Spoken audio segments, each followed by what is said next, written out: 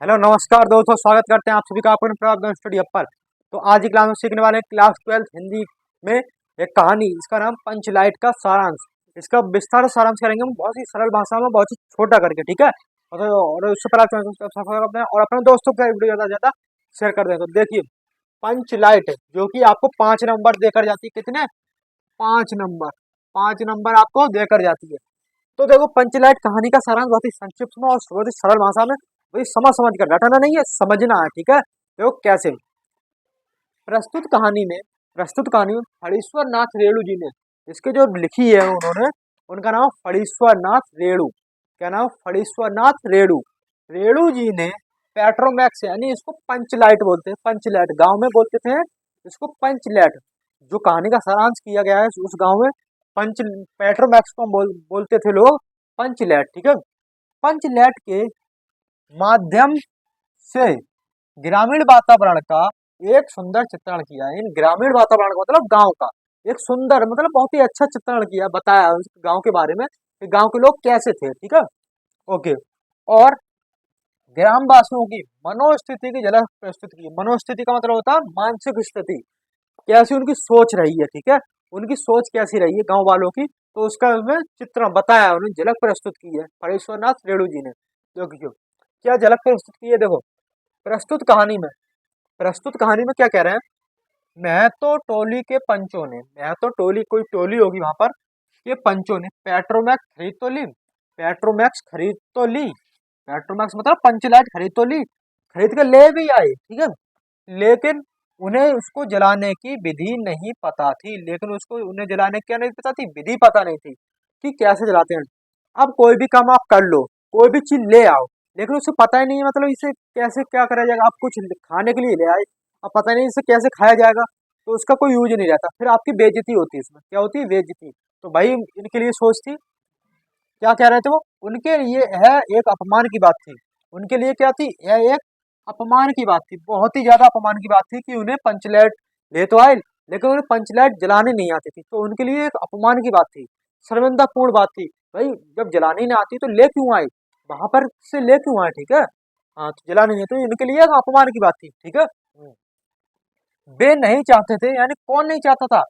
पंच नहीं चाहते थे, पंच नहीं चाहते, मैं तो टोली के पंच नहीं चाहते थे कि पहली बार पंचलाइट को, यानी जो पहली बार वो पंचलाइट लेकर आए, पंचलाइट को पहली बार पेट्रोमैक्स लेकर आए गांव में, वो किसी दूसरी टोली का सदस्य जलाए। वो महतो की टोली, जो महतो की टोली थी, उसको पंच नहीं चाहते थे कि हम पहली बार पंचलाइट खरीद कर लाए और वो भी कोई दूसरा सदस्य जलाए। तो वो ऐसा नहीं चाहते थे कि हम लाए तो हमारे ही टोली का कोई सदस्य जलाए, ना कि दूसरी टोली का कोई सदस्य जलाए, ठीक है। हाँ, तो वो चल फिर क्या कह रहे हैं ये कि वे नहीं चाहते थे कि पहली बार पंचलाइट को किसी दूसरी टोली का सदस्य जलाए, ठीक है। लेकिन इस समस्या का समाधान एक साधारण ग्राम वाला मुन्नी के पास थी। यानी इस समस्या का समाधान एक गांव की जो कन्या थी मुन्नी, ठीक है, उसके पास था। उसके पास कैसे था कि उसका जो प्रेमी था गोधन, उसको पंचलाइट जलानी आती थी, लेकिन गांव वालों ने, पंचायत थी, उसने उसके प्रेमी का हुक्का पानी बंद कर रखा था, गांव से बाहर कर दिया था उसको। तो वो कैसे आए फिर? कोई किसी भी तरह उसकी अनुमति दे दी जाती है और उसको वह पंचलाइट को नारियल तेल जला देता है। इस प्रकार पंचलाइट जलाने का समस्या का समाधान पूर्ण रूप से हो जाता है। तो वही लिखना है इसमें, देखो। लेकिन इस समस्या का समाधान एक साधारण ग्राम वाला मुन्नी के पास था। जो एक मुन्नी थी, गांव की एक लड़की थी, ठीक है। तो उसके पास इस समस्या का समाधान, क्योंकि उसे पता था कि मेरा प्रेमी पेट्रोमैक्स को जला लेता है, कि मेरा प्रेमी पेट्रोमैक्स को जला लेता है, ठीक है। देखो, वह जानती थी, क्या जानती थी? कि उसके प्रेमी गोधन को पंचलेट जलाना आता है, कि उसके प्रेमी गोधन, ये लिखा है, गोधन को पंचलाइट जलाना आता है। वह जानती थी कि मेरा प्रेमी जो है वो पंचलाइट जला लेता है, कोई दूर, लेकिन वो बताए कैसे? तो वो बताने का कोई, उसने एक अपनी सहेली थी, उसका नाम था, क्या नाम था उसका? उसकी एक सहेली थी, उसने उसको बताया, फिर उसने पंचों को बताया, फिर पंचों ने कहा कि भाई फिर दूसरी टोली के सदस्य जिलाए, उससे अच्छा हमारी टोली के सदस्य जिला ले कोई, वरना बेइज्जती की बात हो जाएगी कि हम पंचलाइट लेकर आए हैं और किसी को जला नहीं आती। तो पंचायत ने उसे अनुमति दे देती है, किसको? गोधन को, ठीक है। लेकिन पंचायत ने गोधन का हुक्का पानी बंद कर रखा था। लेकिन जो पंचायत थी, पंच थे, उन्होंने गोधन को जो कर रखा था, हुक्का पानी बंद का मतलब होता है कि गांव से बेदखल कर रखा था, यानी हमारे गांव से निकल जाओ, यानी तुम हमारी बिरादरी से निकल जाओ, बेदखल कर रखा था उसको, ठीक है। उसका पानी बंद कर रखा था, ठीक है। किसी भी गो किसी भी तरह सॉरी किसी भी तरह किसी भी तरह गोधन को पंचायत में आने की अनुमति मिल गई। किसी भी तरह गोधन को पंचायत में आने की अनुमति मिल गई, किसी भी तरह दे दी उन्होंने, कैसे भी करके दे दी, ठीक है, मिल गई। और उसने पंचलैट को नारियल के तेल से जला दी। और उसने पंचलैट को नारियल के तेल से जला दी। पंचलैट जो थी, उसने अनुमति मिल गई तो उसने क्या किया, नारियल के तेल से पंचलैट को जला दिया। पहले स्पिरिट का अभाव होता था, स्पिरिट नहीं होती थी उस समय, ठीक है।